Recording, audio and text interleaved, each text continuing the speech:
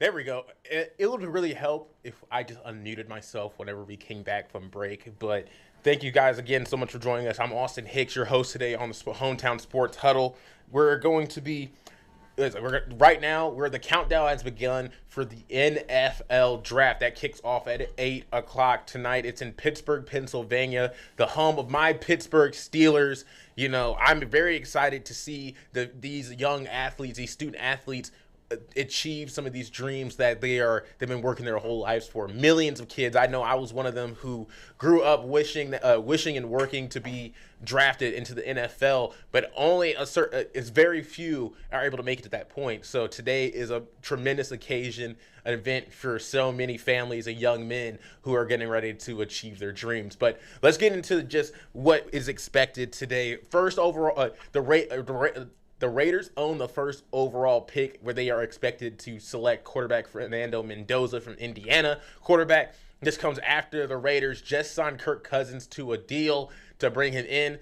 I don't think that changes much to have Kirk Cousins there. I think they'll still draft Mendoza with the first overall pick. They'll have Kirk in the building to be a mentor of sorts to Mendoza, teach him how to be that NFL pro, teach him the ins and out of being an NFL quarterback and kind of what that takes, because Kirk Cousins has been around for a long time. He has played at a high level, has earned a lot of money to quarterback numerous teams throughout the NFL, obviously starting out with the Washington Redskins, which are now the Commanders, going up to Minnesota, where he was with the Vikings, then going down to Atlanta, where he spent a stint of 2 years. He had a year where he played and a year where he didn't, because Michael Penix took over, and then now he's with the Raiders. So I think he has a really good mentor in Kirk Cousins to succeed. But we're going to talk about a little bit about local guys in our area, in our hometowns, that are possibly up for the draft. There are none that are going to be selected in the first round, at least not projected. No Virginia Tech athletes or UVA athletes or any Liberty Flames are in that category where they are up there in that ranks. But here's some names that you can really think about and watch for UVA. Their running back Jamori, he spent 1 year at UVA. He transferred in from North Carolina Central, where this year he was his only season with the Hoos. He had over 1,000 yards rushing and 14 rushing touchdowns. Was named a first-team All-ACC running back. He had a lot of burst, a lot of production in his one season at Power 4 conference and a Power 4 team that eventually made it to the ACC championship, where they lost to, I cannot remember who they lost to. Who did UVA lose to? They lost to Duke. Yeah, to Duke.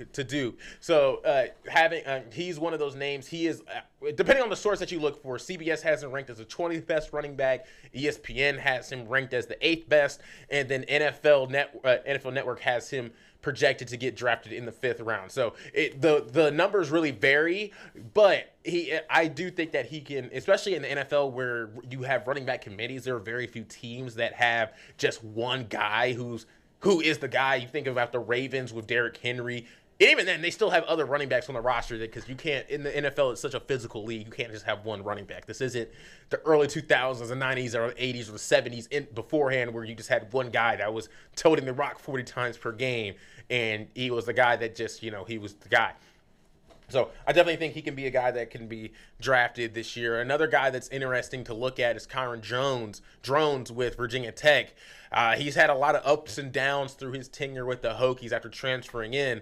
But I think one thing that really is appealing to NFL scouts is his athleticism. Obviously, he is a dual threat guy. His legs are always a threat, and his also has a cannon of an arm.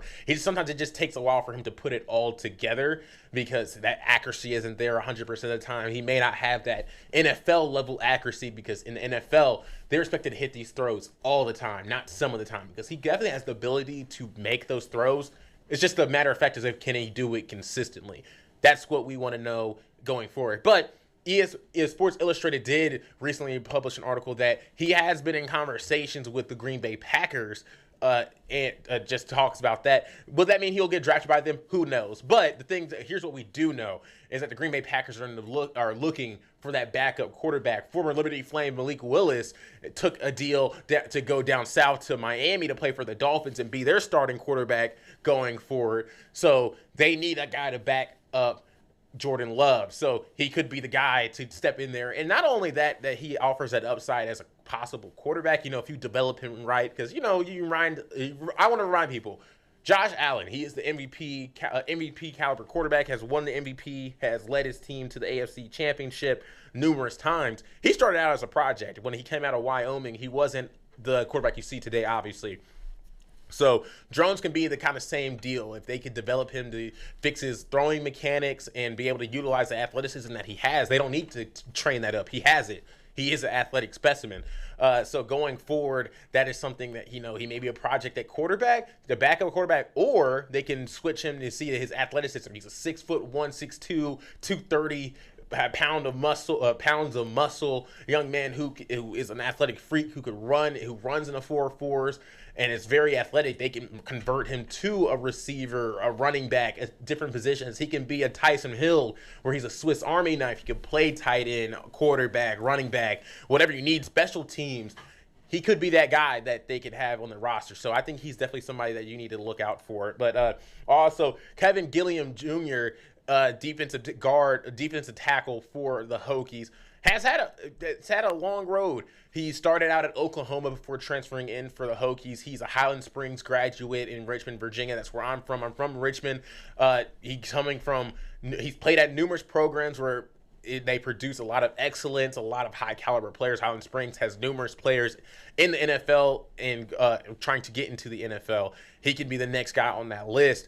He has had a lot of production over his college career, so he can definitely be a guy. When you see him on the field, the first thing that stands out, he's just a massive human being. He is a strong human being, very compact.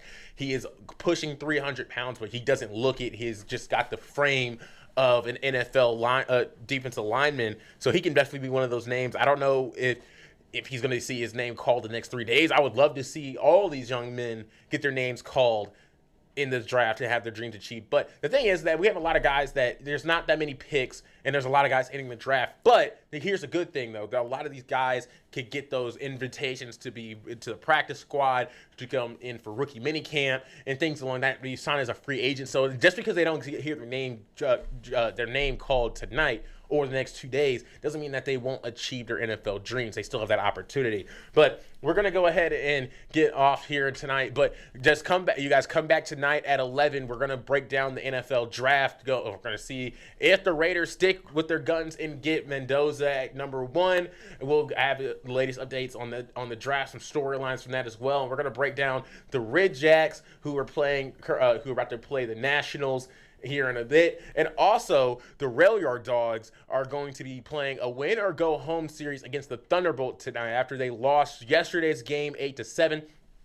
They're going to have a game tonight, and that's going to kick off at 8. And we're going to have the highlights for you today. If they win today, they'll be back at home at the Berglund Center on Saturday. And that's going to be the win or go home game. That's going to be the game 5, which is equivalent to the NBA game 7. So tonight is a definite must-win or their season is over. So, again, I want to say thank you guys for joining me today. And I want you guys to have a great weekend, or great rest of the week. And join us back here on DBJ 7 at 11. Thank you so much.